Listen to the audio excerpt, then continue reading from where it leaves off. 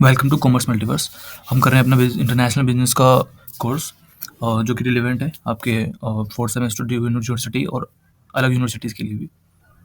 हमने अपनी पिछली क्लास में डोमेस्टिक और इंटरनेशनल बिजनेस के बीच में क्या डिफरेंस होता है वो हमने समझा था, और डोमेस्टिक बिजनेस क्या होता है वो भी समझा था। आज हम समझेंगे कॉम्प्लेक्सिटीज ऑफ इंटरनेशनल बिजनेस। तो इंटरनेशनल बिजनेस करने में काफ़ी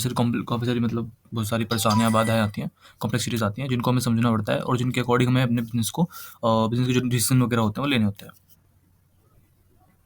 जब भी आप अपना बिज़नेस किसी दूसरी कंट्री में एस्टैब्लिश करना चाहते हैं या वहाँ पर अपना कोई भी प्लांट खोलना चाहते हैं, अपनी कोई ब्रांच खोलना चाहते हैं, तो आपको जो उस कंट्री के जो भी लॉज़ रेगुलेशंस होते हैं, उनको आपको समझना पड़ता है। उनके अकॉर्डिंग आपको अपनी पॉलिसीज़ बनानी पड़ती है, तभी आप वहाँ पे अपना बिज़नेस को सक्सेसफुली रन कर सकोगे। अब इसमें मल्टीपल पॉइंट्स आते हैं, जिसमें पहला आता है कि मल्टीनेशनल लॉज़ एंड रेगुलेशन, क्योंकि आपका बिज़नेस जो है अब सिर्फ एक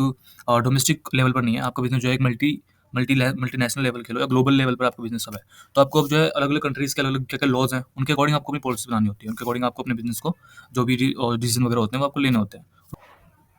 लीगल रिक्वायरमेंट्स वगैरह होती हैं, जो भी होता है बिज़नेस फॉर्मेशन की क्या पॉलिसीज़ है वहाँ पे, किस तरह से टैक्सेशन की क्या पॉलिसीज़ है वहाँ पे, क्या एम्प्लॉयमेंट लॉज़ है वगैरह है, वो सब आपको वहाँ पर समझने पड़ते हैं। इसमें मल्टीपल आपकी जो है लॉज़ आते हैं, मल्टीपल रेगुलेशंस आते हैं, जैसे ट्रेड एंड कस्टम रेगुलेशंस आते हैं, anti corruption and bribery laws वगैरह हैं, आपके इंटेलेक्चुअल प्रॉपर्टी प्रोटेक्शन लॉज़ वगैरह होते हैं। इसमें जो हमारा सेकंड है वो है एंटी करप्शन ब्राइबरी लॉ। तो अब अलग-अलग कंट्रीज़ में जो है बहुत ज़्यादा स्ट्रिक्ट एंटी करप्शन वहाँ के लॉज़ वगैरह होता है। और इंटरनेशनल लेवल पे जब आप अपना बिज़नेस कर रहे होते हैं, तो आपको अपनी पॉलिसीज़ भी कुछ उसी तरह से बनानी होती है कि आप जो है इन एक्टिविटीज़ को मतलब करप्शन की जो एक्टिविटीज़ है आपकी, वो काफ़ी कम हो। अलग कंट्रीज़ में आपका अलग-अलग करप्शन से रिलेटेड लॉज़ वगैरह होते हैं। यूके में आपका फॉरेन करप्ट प्रैक्टिस एक्ट आपका है, एफसीपीए। और इंडिया में जो आपका है prevention of corruption act 1988। Third जो है वो हमारा है labour laws and employment practices. तो इसके अंदर जो भी होता है हमें अपनी पॉलिसीज़ वगैरह या अपने जो भी प्रोसीजर होते हैं वो इस तरह से बनाने होते हैं। हमें डिसाइड करना होता है कि भई जो हमारे वर्कर्स हैं उनके लिए वर्किंग आवर्स क्या होंगे, उनकी वेजेस क्या होगी, एम्प्लॉइज़ को क्या बेनिफिट्स देने हैं हमें, उनकी हेल्थ एंड सेफ्टी से रिलेटेड रूल रेगुलेशंस हमें बनाने होते हैं। इस जैसे इंडिया में आपकी बहुत ज़्यादा लेबर लॉज़ हैं और एम्प्लॉयमेंट प्रैक्टिसेस हैं, जिसमें से एक जो है आपका वो फैक्ट्री एक्ट 1948 है, जो ये कहता है कि एक जो अडल्ट पर्सन है, यानी 18 से ऊपर का जो पर्सन है, वो किसी भी फैक्ट्री में जो है 48 आवर्स से ज़्यादा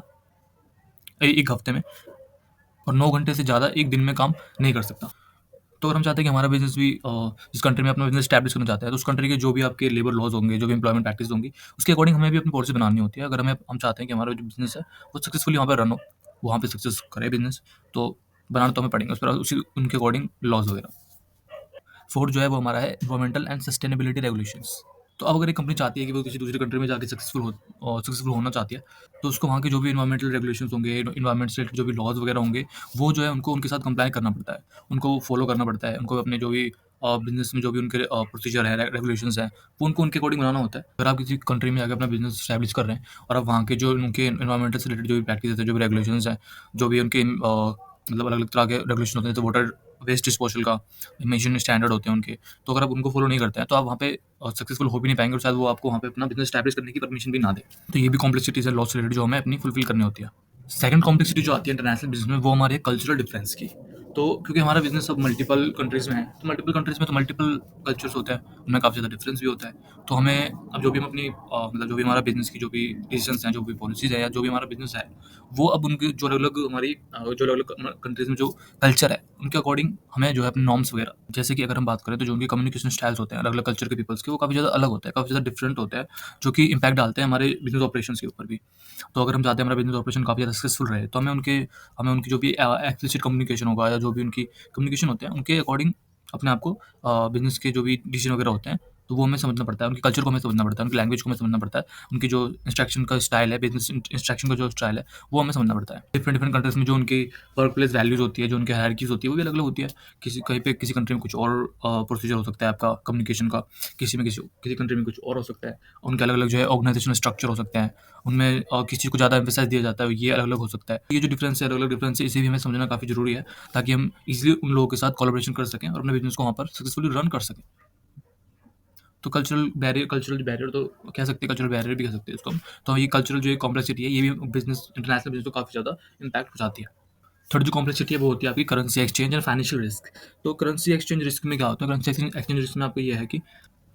ये है कि आपकी जो एक करेंसी का जो भी आपका उसका जो भी वैल्यू है, वो किसी अनदर करेंसी के रिलेटिव में जो है चेंज हो सकती है, और टाइम के साथ जो है वो चेंज हो सकती है। इससे जो है आपका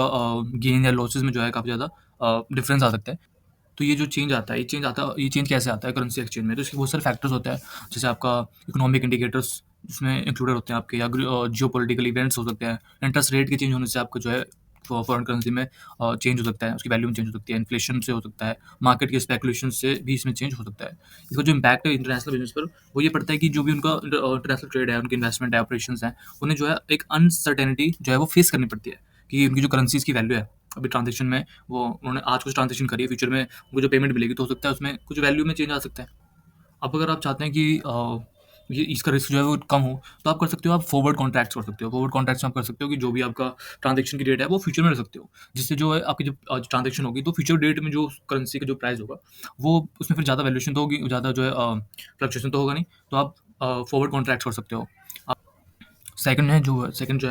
सेकंड जो है वो आपका है फाइनेंशियल रिस्क। फाइनेंशियल रिस्क क्या होता है कि ऐसा रिस्क जो कि एसोसिएट होता है आपका एक्चुअल फाइनेंशियल ट्रांजैक्शन से, जो कि अकर होती है एट डिफरेंट एक्सचेंज रेट पर, जो आपने पहले से एंटिसिपेटेड जो पहले से आपने रखी हुई थी डिसाइड करके, उससे अलग। एक एग्जांपल हो सकता है, जैसे कंपनी जो एग्री करती है परचेज गुड्स, वो गुड्स परचेज करती है किसी भी एक फॉरेन सप्लायर से, और जो भी एक्सचेंज रेट है वो क्या होता है, वो पेमेंट से पहले ही जो है वो आपका चेंज हो जाता है, या कुछ भी उसमें फ्लक्चुएशन आ जाती है, तो ये इफेक्ट डालेगी द कॉस्ट ऑफ गुड, जो भी गुड्स है उसकी जो भी कॉस्ट है उस पर इफेक्ट डालेगी आपका, और कंपनी की जो होम करेंसी है उस पर भी आपका इफेक्ट डालेगी, जिससे डिफरेंस आ सकता है काफ़ी ज़्यादा। फोर्थ जो है वो है हमारा सप्लाई चेन कॉम्प्लेक्सिटी। तो सप्लाई चेन कॉम्प्लेक्सिटीज़ में जो भी इसमें कुछ चैलेंजेस होते हैं जो इन्वॉल्व होते हैं आपके managing end to end process of sourcing, manufacturing और delivering of product to the customer, क्योंकि कस्टमर जो है वो डोमेस्टिक लेवल पर नहीं है, इंटरनेशनल लेवल पर है आपके कस्टमर्स, तो उन तक प्रोडक्ट पहुँचाने में भी जो काफ़ी ज़्यादा कॉम्प्लेक्सिटी आती है सप्लाई के अंदर। इसमें जो आपका जो इंटरनेशनल बिजनेस होता है, इसमें जो कॉम्प्लेक्सिटी है इसकी, वो ये इम्प्लीफाई होती है क्योंकि इसमें मल्टीपल कंट्रीज इन्वॉल्व है, और आपका जो भी आपका मतलब रेगुलेटरी एनवायरनमेंट है वो काफ़ी ज़्यादा डाइवर्स है। लॉन्गर जो आपका ट्रांसपोर्टेशन रूट्स हैं काफ़ी ज़्यादा लॉन्ग है। आपको सी से एयर से मतलब काफ़ी सारे मल्टीपल रूट्स है, वो मल्टीपल कंट्रीज़ तक भेजने होते हैं, जो कि काफ़ी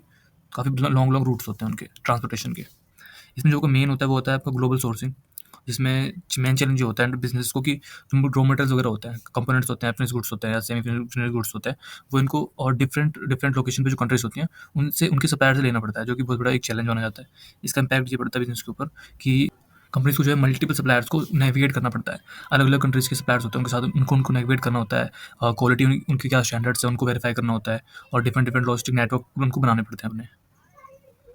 सेकंड इसमें चैलेंज आता है वो लॉजिस्टिक और ट्रांसपोर्टेशन का आता है, जैसे कि बताया कि काफ़ी ज़्यादा लॉन्ग डिस्टेंस होता है, काफ़ी लॉन्ग लॉन्ग रूट्स होते हैं, तो आप जो है अलग अलग मोड्स होते हैं ट्रांसपोर्टेशन के, including ships, planes, trucks, railways, अलग अलग तरह का होता है। इसका जो इम्पैक्ट बिजनेस पे पड़ता है वो आपको पड़ता है कि लॉन्ग जो आपके ट्रांसपोर्टेशन रूट्स है, कस्टम उसके अलग अलग कुछ अलग अलग टैरिफ लगते हैं, कस्टम प्रोसीजर्स होते हैं आपको फॉलो करने पड़ते हैं, कभी कभी डिले भी हो जाते हैं आपकी जो सप्लाई होती है वो, और आपको जो है एक इसमें आपको एक इफिशिएंट कोऑर्डिनेशन चाहिए, आपको जो सप्लाई चेन होती है आपकी, जो मल्टीपल कंट्रीज के सप्लायर होते हैं उनके साथ। नेक्स्ट जो है वो आपका ग्लोबल कंपटीशन। तो अब जब ग्लोबल कंपटीशन मतलब कुछ नहीं है, बस सिंपल जो आपका कंपटीशन है वो अब एक वर्ल्ड वाइड स्केल पर है, एक ग्लोबल लेवल पर है, आपका बिजनेस है। पहले पहले जो आपका कंपटीशन था वो सिर्फ एक लोकल जो आपकी कंट्री थी या लोकल जो आपका एरिया था वहाँ तक आपका खाली लिमिटेड था, लेकिन आपका जो अब कंपटीशन है वो ग्लोबल स्केल पर हो चुका है। डाइवर्स मार्केट प्लेयर्स होते हैं, जिसमें कंपनीज ऑपरेट करती है ग्लोबल मार्केट प्लेस पर, जहाँ पर आपको जो डिफरेंट डिफरेंट कंट्रीज़ के अलग अलग कंपनीज मिल सकती हैं, अलग अलग प्रोडक्ट्स वहाँ बिकते हैं, तो आपको जो है काफ़ी बड़े स्केल पर आपका कंपटीशन हो जाता है। बिजनेस में इसमें इम्पैक्ट पड़ता है बिजनेस के ऊपर कि डिफरेंशिएट करना पड़ता है अपने आप को, एक अलग वे में स्टैंड आउट करना पड़ता है, अगर आप चाहते हैं कि कंपटीशन में आप सबसे आगे दिखें, अपना प्रोडक्ट अपनी सर्विस को ज़्यादा अच्छी तरीके से आप बेचना चाहते हैं, मार्केट अप्रोचेस का फ़ायदा लेना चाहते हैं, तो आपको अपने आप को डिफरेंशिएट करना पड़ेगा बाकी सबसे। प्राइस वॉर चलती है, जिसमें आपको जो है ग्लोबल कंपटीशन में तो जो लीड हो इसमें जो आपको होता है मेन क्या होता है, कंपनी सीख करती हैं to offer competitive pricing to attract customers, वो कस्टमर को अट्रैक्ट करने के लिए जो है अपना एक कॉम्पिटिटिव प्राइसिंग रखती है, ताकि कस्टमर की तरफ ज़्यादा अट्रैक्ट हो। इम्पैक्ट ये पड़ता है कि जो भी अपने ट्रेडिशनल बिजनेस थे उनको जो है ज़्यादा फेस करना पड़ता है, क्योंकि अगर वो अपने आपको डिजिटली कन्वर्ट नहीं करते या ई कॉमर्स में कन्वर्ट नहीं करेंगे तो उन्हें ज़्यादा कॉम्पिटिशन फेस करना पड़ेगा। नेक्स्ट जो है आपको ह्यूमन रिसोर्स मैनेजमेंट। अब क्योंकि इसमें जो है आपका आप ग्लोबल स्केल पर बिजनेस कर रहे हैं, तो जो आपके ह्यूमन रिसोर्स है वो भी मल्टीपल कंट्रीज़ के होंगे, जिनके मल्टीपल अपने कल्चर्स होते हैं, मल्टीपल उनकी अपनी खुद की लैंग्वेज होती है। इसमें पहले आपका आता है ग्लोबल टैलेंट एक्विजिशन का, जिसमें आपको आइडेंटिफाई और अट्रैक्ट करना पड़ता है ऐसे टैलेंट को जो कि आपके बिजनेस के साथ मतलब जिसके पास राइट स्किल्स हो, और जो कल्चर फिट हो इन डिफरेंट कंट्रीज़ में, मतलब जिसके पास स्किल्स भी है और जो मल्टीपल कल्चर्स के साथ ईजिली अडेप्ट अपने आपको वहाँ पर घुल मिल भी सकता है। इस तरह की ग्लोबल रिक्रूटमेंट स्ट्रेटजीज बनानी पड़ती है, जिससे वो ईजिली जो है इंटरनेशनल टैलेंट को एक्वायर कर सकें। दूसरा आता है कल्चरल डाइवर्सिटी, जैसे कि हमें पता है, क्योंकि जो भी ह्यूमन रिसोर्स है वो मल्टीपल कंट्रीज से आने वाला है, अलग कल्चर से आने वाला है, उनका जो बैकग्राउंड होगा वो भी अलग अलग कल्चर का बैकग्राउंड होने वाला है। और प्रोवाइड करना चाहिए cross culturing training for employees and managers, ताकि मैनेजर्स और एम्प्लॉयज़ जो है वो इजीली आपस में इंटरेक्शन कम्युनिकेशन कर पाएँ और बिजनेस ईजिली उनका सक्सेसफुल हो सके। नेक्स्ट आपको ट्रेनिंग एंड डेवलपमेंट है, जिसमें आपको प्रोवाइड करनी पड़ती है consistent and effective training program across different regions, क्योंकि आपको जो इजीली सब पता ही है, आपको जो ह्यूमन रिसोर्स है और अलग रीजन से है, तो आपको अलग अलग तरह की प्रोग्राम ट्रेनिंग बनानी पड़ती है, ताकि वो इजीली अपने कल्चर के हिसाब से उसे अडेप्ट कर पाएँ। इसके लिए जो बिजनेस को है इस तरह की लिवरेजिंग टेक्नोलॉजी का यूज़ करना चाहिए, उनको ऑनलाइन ट्रेनिंग देनी चाहिए, उनके अंदर जो है मतलब स्टैंडर्डाइजिंग ट्रेनिंग मटेरियल्स उनके लिए प्रोवाइड करनी चाहिए, कस्टमाइजिंग प्रोग्राम्स बनाना चाहिए जो एड्रेस करें उनके स्पेसिफिक रीजनल नीड्स को, जो भी उनकी नीड्स है।